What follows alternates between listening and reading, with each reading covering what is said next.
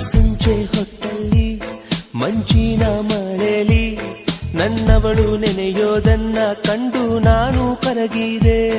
ಅವಳಂದ ಚಂದವ ಒಂದಾಗಿ ಸೇರಿಸಿ ನನ್ನೆದೆಯ ಗೂಡಲಿ ಗುಬ್ಬಿ ಹಾಗೆ ಬಚ್ಚಿಟ್ಟುಕೊಂಡೆ.